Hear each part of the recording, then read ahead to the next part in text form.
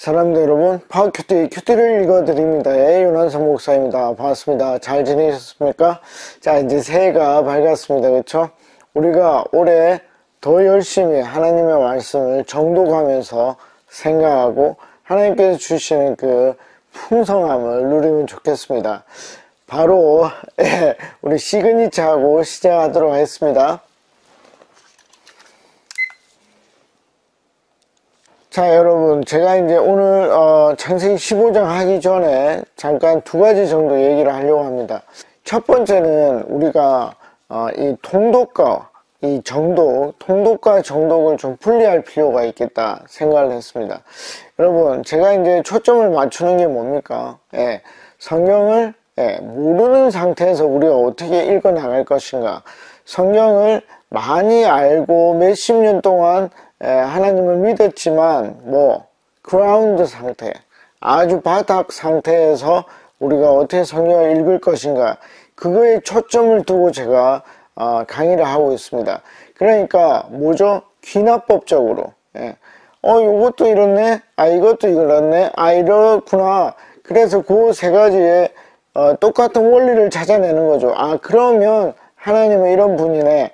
이것이 제가 이제 20분 정독하는 강의의 핵심입니다. 그러니까 요거를 여러분들이 알고 들어오시면 좋습니다.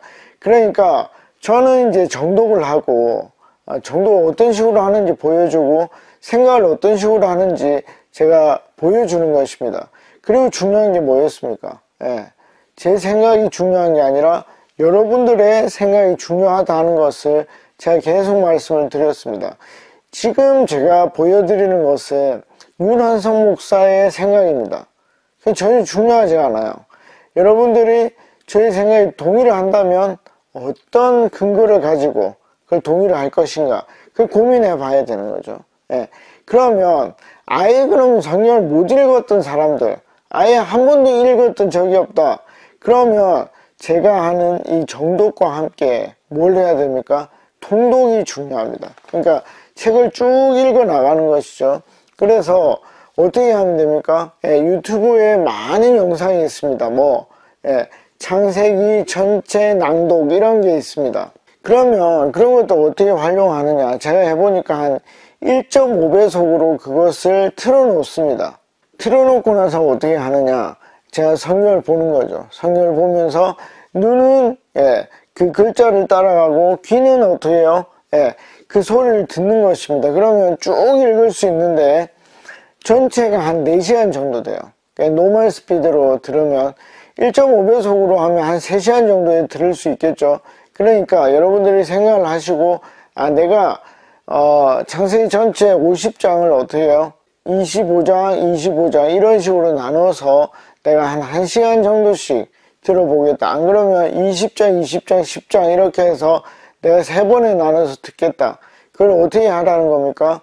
창세기, 출애굽기, 레위기, 민수기, 신명기 해서 쭉 해가지고 요한계시록까지 여러분들이 전체 낭독을 하는 것입니다. 읽어보는 것이죠. 그러면 여러분들이 아는 게 있겠습니까? 없죠. 없습니다. 안 그래도 어려운데 1.5배속으로 다다다닥 들으면 하나도 생각나는 게 없을 겁니다. 근데 뭐가 남습니까? 내가 한번 읽었구나. 그러면 두 번째 그걸 하면 어떻게 될까요? 두 번째 그걸 하게 되면 조금 더 들리는 게 있습니다. 그리고 우리 신앙생활을 쭉 해가니까 제가 또 말한 게 있고 여러분들의 목사님이 말한 게 있겠죠. 한 30년 하신 분들은 들리는 게 더 많을 겁니다. 그러면 1.5배속으로 해도 조금 더 들리게 되어 있습니다. 그러나 전체 구조를 안다든지 어떤 신학적인 체계를 안다든지 그러면 전혀 할 수가 없습니다. 심지어 20분 정독을 해도 그런 건 절대 할 수가 없습니다. 그런 것은 여러분들이 신학 서적을 사고 이 주해서 같은 거를 주석서를 사야 됩니다. 사서 연구를 해야 되는데 저는 그게 필요 없다고 주장하는 사람 중에 하나입니다. 왜냐하면 하나님은 그런 식으로 공부하기를 원치 않아요. 성경에 나와 있는 것을 알게 하고 성경에 말하지 않는 것을 그냥 생각을 중지하는 것이죠. 그것만으로도 충분하다고 생각을 합니다. 그래서 정말 내가 깊이 공부를 하고 싶다 그러면 책이 수십 종류가 있습니다. 우리 교수님 중에 에베소서를 전공한 사람이 있었는데 한 20년 전쯤 그때 나와 있는 책이 한 에베소서가 한 30몇 권 정도 됐다 합니다. 주석서가 30몇 권만 사서 보면 에베소서의 전문가가 될 수 있습니다. 그렇게 하면 돼요. 창세기를 정말 진짜 깊이 연구를 하고 싶다 그럼 어떻게 하면 돼요? 한 30권 정도를 읽으면 됩니다. 그걸 읽으면서 성경을 줄을 치고 거기에 그 사람의 생각과 내 생각을 적어두는 겁니다. 그리고 노트에 다시 정리를 하고 그럼 여러분들이 창세기를 잘 알게 됩니다. 그런 과정까지가 저는 필요 없다고 생각을 하는 것이죠. 그래서 통독과 정독을 병행해야 된다. 그래서 어떻게 한 번도 성경 안 읽은 분들은 유튜브에 나와 있는 그 낭독을 1.5배속으로 쭉 읽으면서 읽어 나가야 된다. 그래서 많이 읽는 분들은 뭐 1년에 한 3번 정도 읽으면 좋고 못 읽는 분들은 뭐 한 3년에 한 번 정도 읽어도 괜찮습니다. 어쨌든 플랜을 짜야 돼요. 플랜을 짜고 그걸 쭉 읽어 나가시면 좋겠습니다. 자, 두 번째는 기도에 대한 이야기입니다. 제가 이제 기도에 대한 책을 쓰고 있거든요. 제가 이제 이 원고 수정 작업에 들어갔습니다. 그래서 올해 말 정도 되면 이제 책이 나올 것 같고 적어도 내년 봄 정도에는 나올 것 같습니다. 이제 기도가 뭐가 중요하냐면 우리가 이제 송구영신 예배를 했죠. 저희 가정에서 하는 게 송구영신 예배를 하면서 1년 기도 제목 한 10가지 정도를 합니다. 그리고 1년이 지났을 때 하나님께서 몇 개 정도를 들어주셨는지 우리가 보는 것을 합니다. 그래서 대부분 자기가 뭘 기도했는지 잊어버립니다. 그렇지만 하나님은 어떻게 해요? 기억하고 계시는 것이죠. 그래서 어떻게 되나 보면 좋습니다. 저는 이제 우리가 가족들이 다 이렇게 만들고 2021년 송구영신 예배니까 어떻게 해요? 2022년도에 대한 기도죠. 그때 제가 이제 10가지를 적었습니다. 10가지를 적었는데 한 몇 개 정도 이루어졌을까요? 제가 볼 때 한 5개 정도 이루어졌습니다. 우와, 별로죠. 다 이루어져야 되는데 하나님 살아계시면 다 이루어져야 되잖아요. 근데 저는 그렇게 생각하지 않습니다. 50%면 엄청난 겁니다. 그러니까 여러분들이 한번 기도해 보십시오. 뭐 전력적으로 기도해도 좋고 아니면 그냥 막 기도해도 좋습니다. 한 10개 정도를 연초니까 여러분들이 적어서 봉해 두십시오. 이렇게 밀봉을 딱 해뒀다가 1년 뒤에 여러분들이 한번 보시면 하나님께서 여러분들 기도를 생각보다 많이 이루어 주셨다는 것을 경험할 수 있을 것입니다. 자, 2가지 제가 말씀드렸습니다. 통독을 병행해라. 그리고 1년 기도 제목을 한 10가지 정도 적어서 연말에 한번 보시고 그 다음에 또 해봐라. 그러면 하나님께서 기도를 들어주실 것이다 라는 것을 제가 여러분들에게 말씀을 드렸습니다. 자, 이제 우리가 창세기 15장 13절로 가보겠습니다. 지난주에 읽었고 이거에 대해서 여러분들이 이 내용이 정말 아브라함에게 어떤 의미가 있는지, 이 증거가 정말 아브라함에게 가치가 있는 증거인지 한번 생각해 보라고 말씀을 드렸습니다. 제가 다시 한번 읽어보겠습니다. 여호와께서 아브라함에게 이르시되 너는 반드시 알라. 기억하라 이 말이죠. 기억해라. 의미가 있다 이런 말입니다. 내 자손이 이방에서 객이 되어, 그러니까 객이 됩니다. 이게 이제 그 이름으로 나타나는데 레위의 아들의 이름으로도 나타나고 나중에 모세의 이름으로, 모세 아들의 이름으로도 나타나는데 게르손, 게르솜, 이게 이제 발음이 좀 차이가 있지만 둘 다 객이 되었다, 나그네가 되었다 이런 내용이 되어 있습니다. 그러니까 이름을 주면서 객이 된다는 것을, 나그네가 된다는 것을 그들이 기억하게 되는 것이죠. 자, 객이 되어 그들을 섬기겠고 이방 나라를 섬기겠고 그들은 400년 동안 내 자손을 괴롭히리니 이렇게 얘기를 합니다. 14절 그들이 섬기는 나라를 내가 징벌할지며, 여호와 하나님께서 징벌하시고 그 후에 내 자손이 큰 재물을 이끌고 나오리라. 아멘. 자, 그러면 이 얘기는 뭡니까? 자손이 있다는 거죠. 그리고 자손이 많다는 얘기입니다. 그러니까 하나님께서 뭐죠? 별을 보여주시면서 나에게는 엘리에셀밖에 없습니다 라고 얘기한 그 아브라함에게 뭘 주는 겁니까? 희망을 주는 겁니다. 그런데 이게 이제 제가 효과적이냐 효과적이지 않느냐 라고 말씀을 드렸습니다. 아브라함에게 이게 효과적일까요?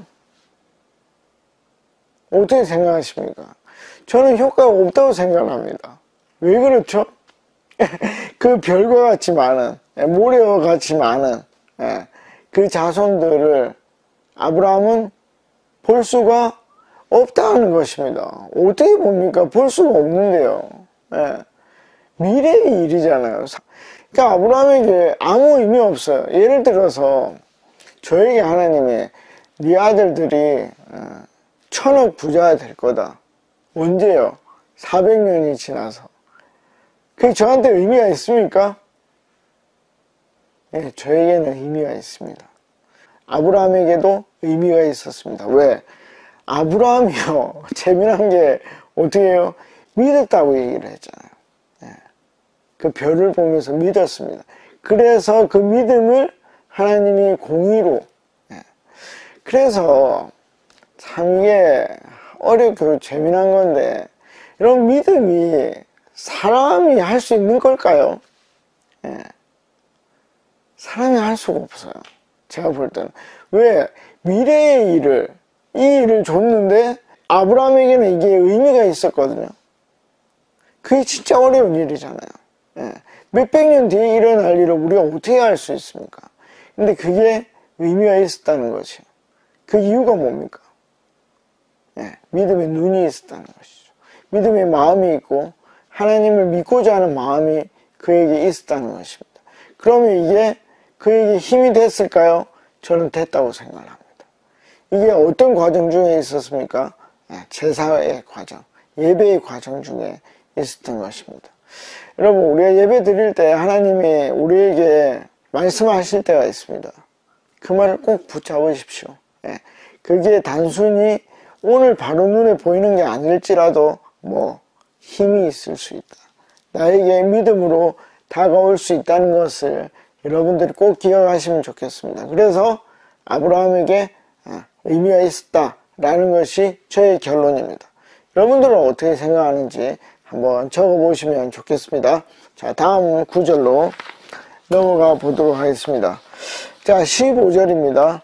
너는 장수하다가 평안히 조상에게로 돌아가 장사될 것이요. 아브라함의 미래도 말을 해주는 것입니다. 그러니까 이 장수하며 산다는 것은 구약시대 때 뭐죠? 복의 징표였습니다. 그 다음에 16절 내 자손은 4대 만에 정확하게 어디에서 어딘지 여러분들이 알 필요는 없습니다. 그러나 이 4대가 이 앞에 나왔던 400년이랑 연관이 되겠죠. 그러니까 한 세대를 그때는 100년으로 본 건지 하여튼 그런 식으로 지금 적고 있다는 것입니다. 4대 만에 이 땅으로 돌아오리니 이는 아모리 족속의 죄악이 아직 가득 차지 아니함이니라 하시더라. 자, 아모리 족속이라는 족속이 나왔습니다. 그렇죠? 그리고 이 아모리 족속은 히브리 족속, 물을 건너온 아브라함의 자손들과 어떤 것 같습니까? 적대적인 관계라는 걸 우리가 알 수 있습니다. 그렇죠? 자세한 건 알 수가 없죠. 왜? 아직까지 아모리 족속에 대한 어떤 정보도 창세기에 나오지 않았기 때문입니다. 그렇죠? 그러나 이 아모리 족속이 앞으로 이스라엘 백성에게 악 영향을 미칠 거다 하는 것은 우리가 알 수 있습니다. 그런 정보를 받을 수 있습니다. 자, 그래서 4대 만에 돌아올 것이다 라고 얘기를 했고 이것이 아브라함에게는 의미가 있었다. 자, 그리고 17절입니다. 해가 져서 어두울 때 연기 나는 화로가 보이며 타는 횃불이 쪼갠 고기 사이로 지나더라. 아멘. 자, 그러니까 그 쪼개져 있는 그래서 이제 앞에 쪼개지 않은 것들에 대해서는 좀 문제가 있다 했지만 우리는 실제적으로 알 수가 없다. 예, 그렇게 생각을 하시면 됩니다. 그래서 그 횃불이 지나갔습니다. 예, 하나님이 받았다는 뜻이죠. 그래서 18절에 보면 그날에 여호와께서 아브라함과 더불어 언약을 세워 이르시되, 이걸 우리가 뭐 예쁜 말로 뭐라 하죠? 횃불 언약이라고 그럽니다. 그렇죠? 횃불 언약. 그래서 이 횃불이 지나가면서 약속을 했습니다. 그 내용이 뭡니까? 내가 이 땅을 애국 강에서부터 그 큰 강 유브라데까지 내 자손에게 주노니, 이걸 다 주겠다는 것입니다. 언제?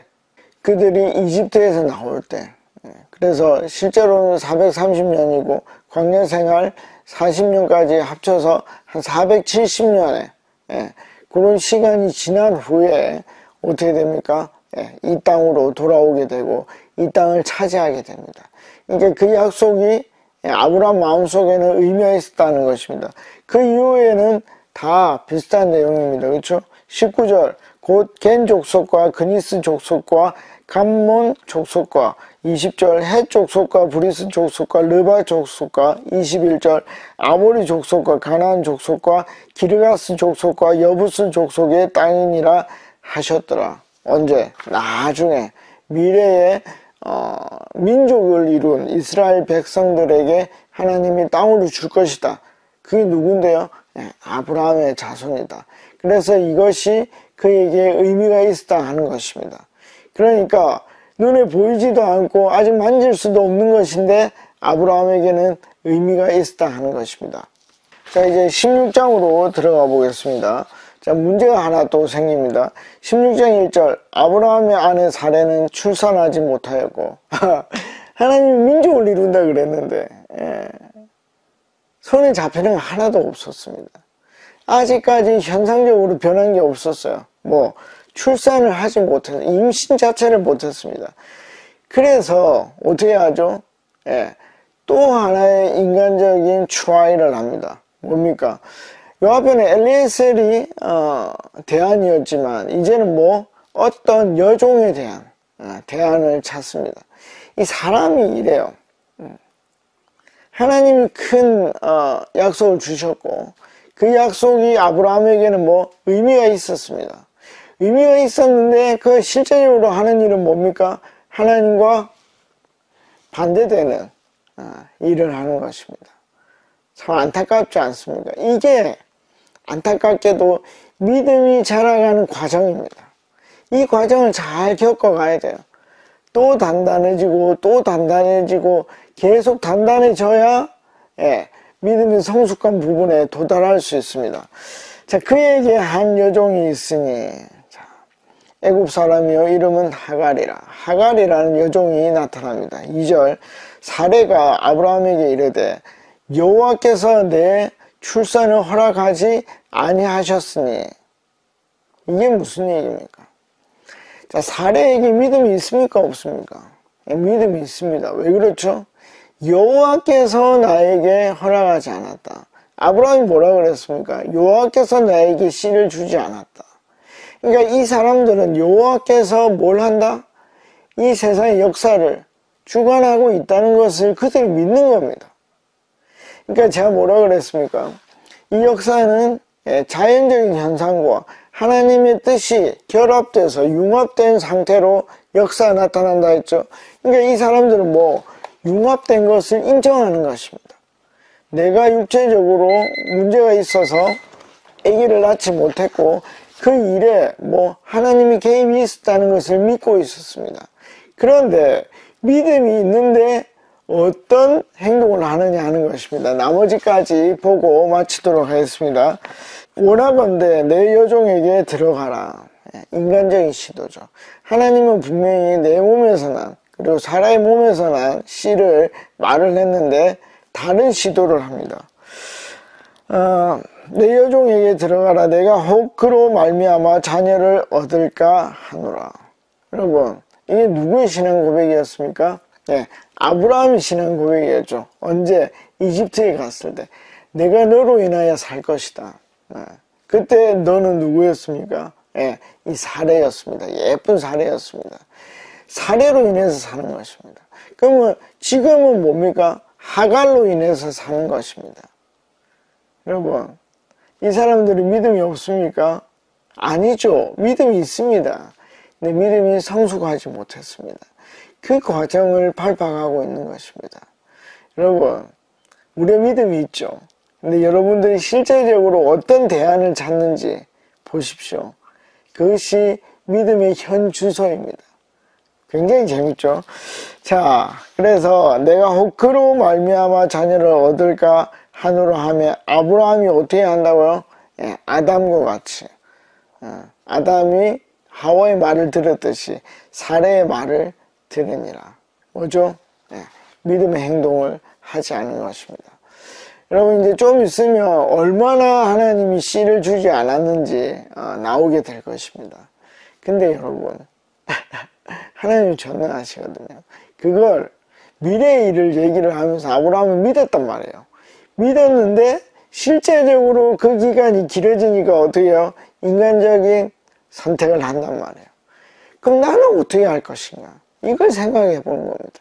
이게 20분 정도의 묘미입니다. 그럼 나는 어떻게 할 것인가? 자, 어떻게 할 것인지 일주일 동안 생각해 보시는 시간을 가지면 좋겠습니다. 다음에 뵙겠습니다. 안녕히 계십시오. 파워.